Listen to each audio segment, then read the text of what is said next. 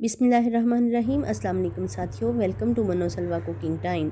अल्लाह ताला हम सब पर अपनी रहमतें और बरकतें नाज़िल फरमाए। मेरे चैनल को सब्सक्राइब कर लीजिए और बेल के आइकन को दबा दीजिए ताकि मेरी हर वीडियो आप तक बर वक्त पहुँचे। आज मैं बना रही हूँ नान खताई, बहुत ही लजीज रेसिपी। तो चलिए स्टार्ट करते हैं। 1 कप घी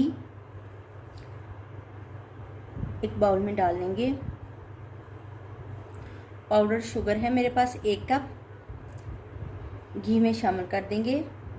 अगर आपके पास पाउडर शुगर नहीं है तो आप चीनी को पीस लीजिए।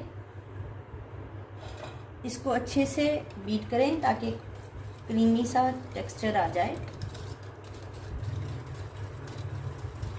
घी को और शुगर को हमने मिक्स किया है और ये क्रीमी हो गया है।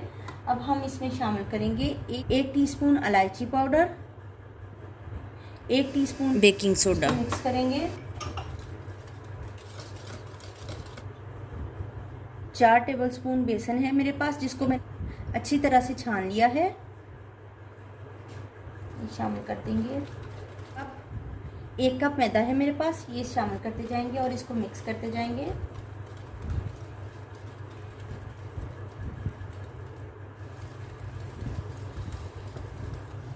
सारी चीज़ों को हमने मिक्स कर लिया है। अब हम इसको 15 से 20 मिनट के लिए फ्रिज में रख देते हैं।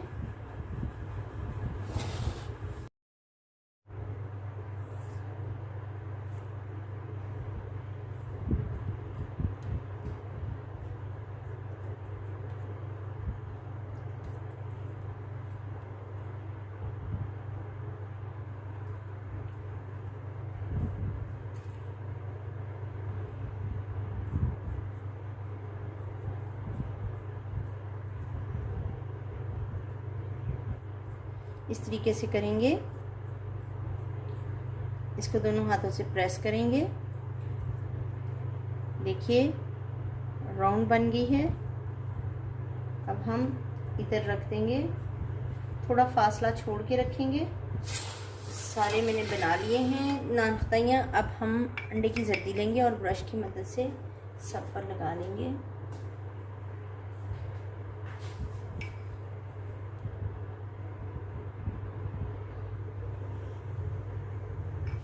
एग से ब्रश कर लिया है। अब हमने इसको, ये बादाम है मेरे पास, इसके ऊपर हम लगा देंगे।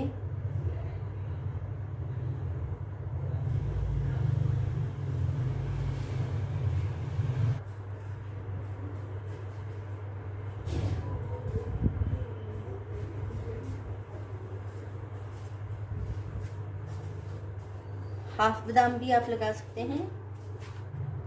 नान खताई हमारी ओवन में जाने के लिए तैयार है। तो चलिए इसको ओवन में रखते हैं। ओवन हमारा प्री हीट है। इसको 20 मिनट के लिए हम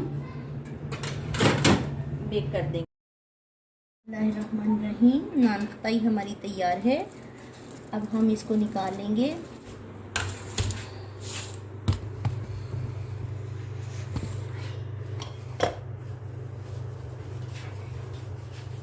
नान खताई हमारी तैयार है, बहुत ही खस्ता तैयार हुई है। हम इसको उठाएंगे, बहुत गर्म है अभी, और देखेंगे। ये देखिए ये नीचे से ब्राउन हो गई है, इसका मतलब है ये तैयार है। ऊपर से ये सफ़ेद ही रहेगी। तो चलिए इसको ठंडा होने देते हैं, फिर इसको सर्व करेंगे। एक ये जाली के ऊपर निकाल के इसको ठंडा होने के लिए रखेंगे। तो मेरे पास ये बास्केट है, मैं इसके अंदर इसको निकाल लूँगी ताकि ये ठंडी हो जाए, फिर इसको सर्व करेंगे।